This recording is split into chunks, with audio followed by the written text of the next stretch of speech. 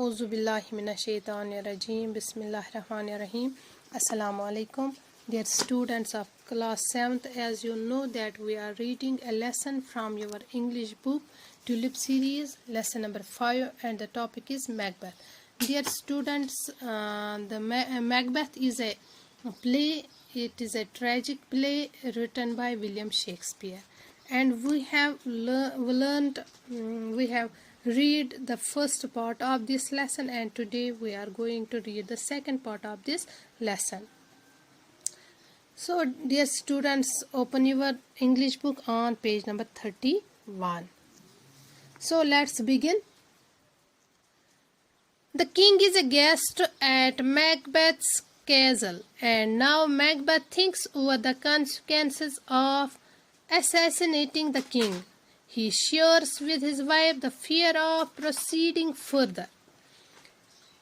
अब तक हमने पढ़ा कि मैकबेथ जो कि ग्लैमस के नवाब थे और वो किंग डनकन के जनरल थे. जब वो एक जंग से वो और बैंकू जब वो जंग से एक फतेयाब जंग से वो वापस आ रहे थे, तो उनका सामना तीन चुड़ैलों के साथ हुआ. उनका सामना, उनकी मुलाकात, इत्तेफाकन मुलाकात 3 जादूगरनियों के साथ हुई एक वीरान इलाके में. तो उन्होंने मैकबेथ को एक पेशगोई की, उन्होंने एक प्रिडिक्शन उसको बताई कि आप राजा बनने वाले हैं, और बैंकू से कहा कि आप कुछ नहीं बनेंगे, लेकिन आपके यहाँ जो औलादें होंगी वो यहाँ के राजा बनेंगे. तो इसी असना में वो कुछ पूछते इन चुड़ैलों से कि अचानक से राजा किंग डनकन का कासिद आया, उनके पास आ पहुंचा. तो उसने उनसे कहा कि उनको ये मैसेज दी कि मैकबेथ जो है वो कावडार के नवाब बन गए हैं और उनको वहाँ की मिल्कियत हासिल हुई है, क्योंकि वहाँ के जो नवाब थे वो एक बगावत में गद्दार साबित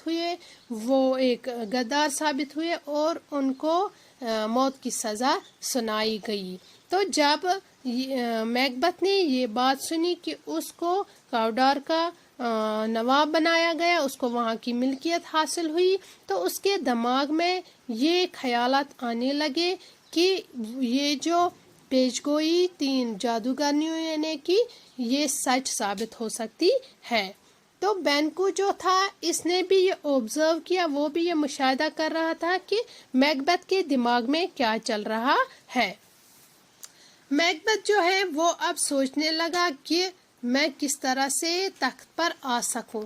तो उसको सबसे बड़ी रुकावट जो लग रही थी मैलकॉम, जो कि किंग डनकन का बेटा था, जो कि शहजादा था. और उसकी जो मैकबेथ की बीवी जो थी लेडी मैकबेथ, वो इनवर्नस एक स्कॉटलैंड की एक जगह है, वो वहाँ पे बैठी हुई थी अपने महल में.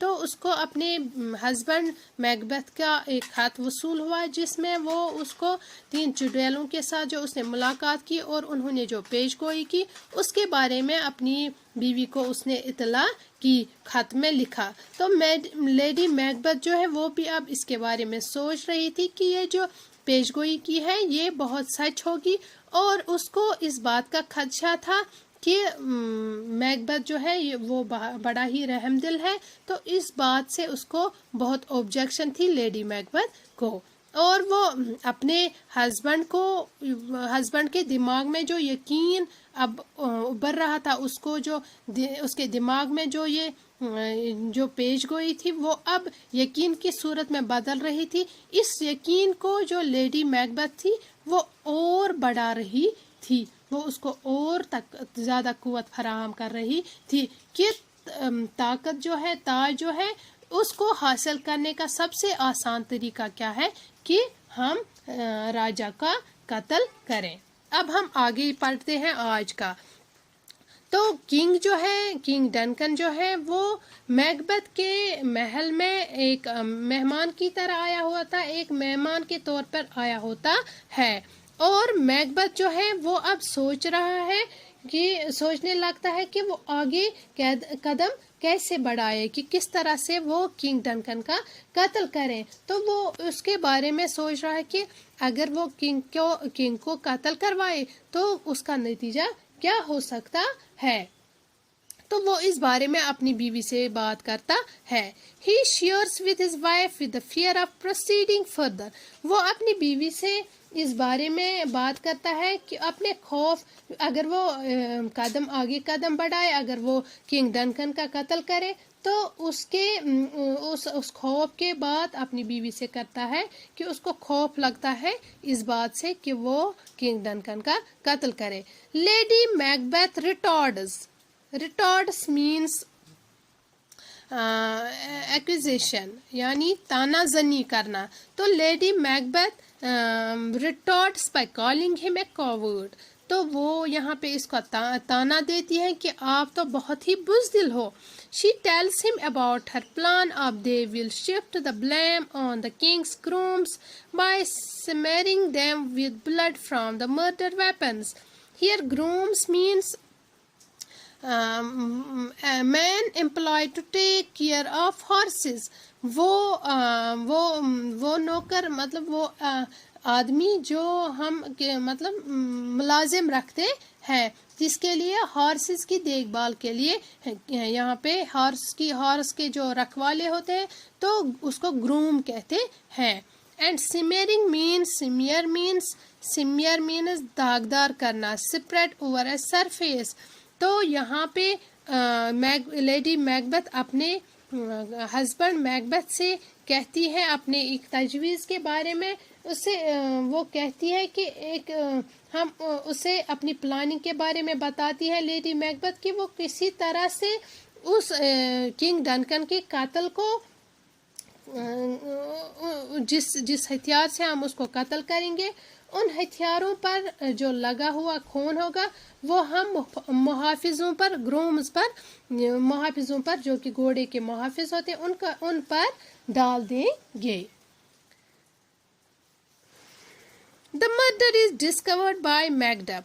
تو سب سے پہلے کس کو اس بات کا پتہ چلتا ہے, سب سے پہلے میک نیو فائنڈنگز کس کو, کون سب سے پہلے مرڈر کے بارے میں پتہ لگاتا ہے, وہ ہے میکڈف. Malcolm and his younger brother Donalbain are uneasy when they learn that the only possible witness, the grooms, are dead. تو میلکوم جو کہ کنگ ڈنکن کا بیٹا ہوتا ہے اور اس کا چھوٹا بیٹا ڈونالبین, تو وہ بہت انہیپی ہو جاتے ہیں, وہ بہت ہی بے چین ہو جاتے ہیں, وہ بہت ہی اداس ہو جاتے ہیں جب ان کو اس بات کا پتہ چلتا ہے کہ محض وہی ممکن گواہ تھے جو محافظ تھے اور وہ مر چکے ہیں. Macbeth confesses that he has killed them in rage at their crime. تو میکبیتھ یہ قبول کرتا ہے, he confesses here, confess means declare, وہ اس بات کا اعتراف کرتا ہے, وہ اس بات کو اقرار کرتا ہے, ڈکلیئر کرتا ہے کہ اس نے ان محافظوں کو مارا, اس نے وہ اپنے جرم کا اس نے ان محافظوں کو یہ جرم کرنے پر غصے میں آ کر انہیں مار دیا. تو وہ اس بات کا اقرار کرتا ہے کہ اسی نے ان محافظوں کو مارا کیونکہ اس کو بہت غصہ آیا جب انہوں نے کنگ ڈنکن کو مارا, تو اس نے غصے میں آ کر انہیں مار دیا. The two princes escape from Scotland and Macbeth assumes the crown. تو دونوں شہزادے جو تھے میلکوم اور ڈونالبین, وہ دونوں یہاں سے بھاگ گئے, اسکاٹ لینڈ سے بھاگ گئے اور میکبیتھ نے تاج پہن لیا. He means accept without verification. اس نے بنا کسی تصدیق کے اس نے کوئی پرواہ نہیں کی, وہ ایسے ہی تاج پہ وہ تخت پہ بیٹھ گیا, اس نے کنگ کا تاج پہن لیا.